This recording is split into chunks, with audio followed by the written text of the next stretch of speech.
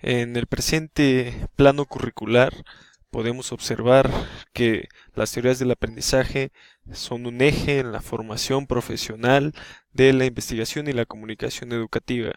Y como parte de este programa de estudios es que se inserta este contenido.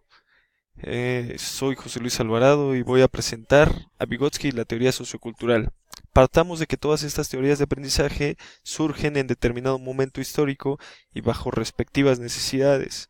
En muchos momentos se debió a la coyuntura y también precisamente a los proyectos de Estado presentes en ese marco referencial e histórico. Vygotsky no es la excepción y su propuesta de la teoría sociocultural nace a partir del ser social. Él vivió entre 1896 y 1934, con una formación como jurista y filósofo, aunque siempre quiso impartir las materias de psicología y literatura en la educación de medio superior o superior. Siempre se dio a la tarea de responder ante el retraso en el aprendizaje y hacia la normalidad que era contemplada como cualquier falla en el proceso de aprendizaje de los individuos que se encontraban en aquella sociedad. La época fue muy convulsa, pues la revolución lo guió al marxismo. En 1917, luego de la Revolución Roja, de la revolución en la que el marxismo se incrusta como eje lineal ideológico del mismo proceso, él entendió entonces que el conocimiento sería el único que llevara hacia la libertad y aseveró también que primero es el medio social y luego el psicológico, entendiendo la relación dialéctica de distintas formas que observaremos en su postura. El ser cultural es no individual, sino social, y el instrumento es usado como medio de desarrollo cultural, y este instrumento será siempre el lenguaje. Desde la psicología naturalista, con los estímulos observables, él se muestra apático y establece que en ningún momento podría ser simplemente de esa forma, ni tampoco solamente bajo los procesos cognitivos de los sentidos de percepción, sino que la percepción era dual o requería serlo. Debía de ser la relación dialéctica entre el mente y el cuerpo, perdón, la mente y el cuerpo, y la naturaleza y la cultura, o, por ejemplo, la conciencia hacia la actividad, es decir, la referencia de los pensamientos de los conoceres en función de las acciones. Otro ejemplo, el último, las funciones cerebrales y las funciones culturales. La teoría sociocultural propiamente es la identificación de los mecanismos cerebrales subyacentes a la formación y desarrollo de las funciones psicológicas, así como la especificación del contexto social en que ocurrió tal desarrollo. Es decir, entiende los mecanismos cerebrales, al igual que la parte cognitivista, como los procesos de aprendizaje, siempre en un entorno psicológico, social, con determinado contexto sociológico, histórico y cultural, en el cual se va a dar de manera determinada y predeterminada la formación y el estilo de recepción de cada contenido y cada tema por parte del educador y del educando. El hombre entonces es un ser histórico y cultural moldeado por la cultura que él mismo crea todo el tiempo, a cada momento, determinado y determinante por sus relaciones con el otro. Es un aprendiz al interiorizar la cultura a la mente en tres momentos. Lo que hizo Vygotsky fue hablar de estos tres momentos: la filogénesis, o el origen de la especie, propiamente la humana, la sociogénesis, o el origen de la sociedad, cuando empieza a integrarse en grupos sociales, y se da hacia la ontogénesis, o el origen del hombre propiamente establecido como individuo, hacia la microgénesis, o origen del individuo.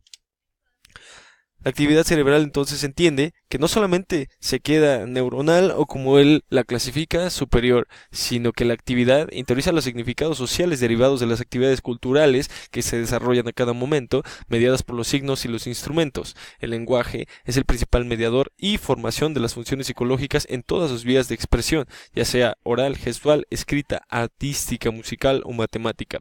La interiorización psicológica entonces es histórica, de manera reiterada, y todas las estructuras de percepción percepción, de atención, memoria, emociones, pensamiento, lenguaje y acción, comportamiento, asumen formas según el contexto cultural. La cultura entonces también es interiorizada en los sistemas neurofísicos que constituyen actividades fisiológicas del cerebro que permiten formación y desarrollo psicológico.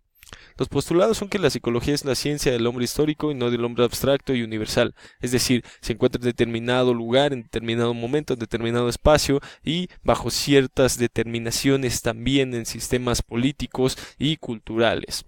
Asimismo, el origen y desarrollo de los procesos psicológicos superiores es social. Siempre se encuentra en una relación dialéctica, pero encontrará en la comunicación con el otro a partir del medio como lenguaje las significaciones en los procesos psicológicos y cognitivos de cada individuo. Hay tres clases de mediadores: los signos y los instrumentos, las actividades individuales y las relaciones que se establecen con el otro, como ya hemos hablado de ello. El desarrollo de las habilidades y funciones específicas, así como el origen de la sociedad, son resultantes del surgimiento del trabajo, entendido como la acción hacia la transformación, y que es por el trabajo del hombre, al mismo tiempo que se transforma la naturaleza para satisfacer sus necesidades. Existe una unidad entre el cuerpo y la alma, es decir, el hombre es un ser total e integral. El desarrollo no presupone una sucesión de prácticas lineales fijas y aleatorias, pero cada práctica supone la siguiente, es decir, el proceso no significa que siga un recorrido continuo, sino que hay avances y retrocesos en determinado orden y pueden ser vividos de distintas formas, pero la práctica constituye un requisito para una siguiente práctica. Finalmente, para explicar el comportamiento humano es preciso considerar las condiciones biológicas y cómo éstas son modificadas en las relaciones sociales y culturales. Dentro de la didáctica propiamente, como entendido como el proceso de enseñanza-aprendizaje, es contemplado como un proceso que antecede al desarrollo, ampliándolo y posibilitándolo. El postulado que Vygotsky establece, propone dentro de la didáctica, es plenamente el de la transición.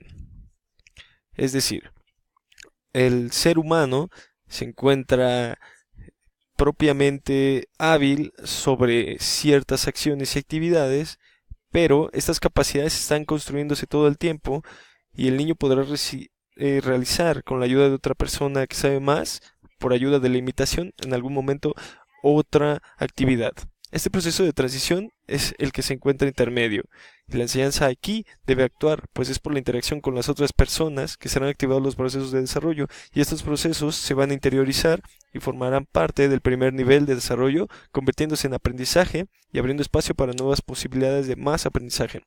La interacción social es pues la que permite adquirir conocimientos por el lenguaje, que es el que media de los adultos o los compañeros y el niño en contacto con su ambiente. Es decir, se debe dar una relación asertiva, activa y curiosa para que el niño pueda aprender. Esta zona de transición de la que hablábamos es la de desarrollo próximo o ZDP y es el nivel real de desarrollo y el nivel de desarrollo potencial. Esa distancia es propiamente el potencial de las actividades o el aprendizaje que puede ser capaz el niño de adquirir. Es el área en donde el niño requiere de la guía de un adulto o de la colaboración con sus pares para resolver una determinada problemática. Y ello debe de ser mediante el proceso de andamiaje, que se entiende como el apoyo temporal que ofrece el adulto al niño para realizar una tarea hasta que éste la domine por sí solo. Como aportes a la educación está la obtención de conocimiento cultural a través del habla hacia el estudiante, también de la interacción social, y finalmente que se debe de proveer de situaciones y experiencias significativas bajo los determinados contextos en los que vive cada estudiante, además de que el estudiante debe de estar todo el tiempo en un aprendizaje colaborativo.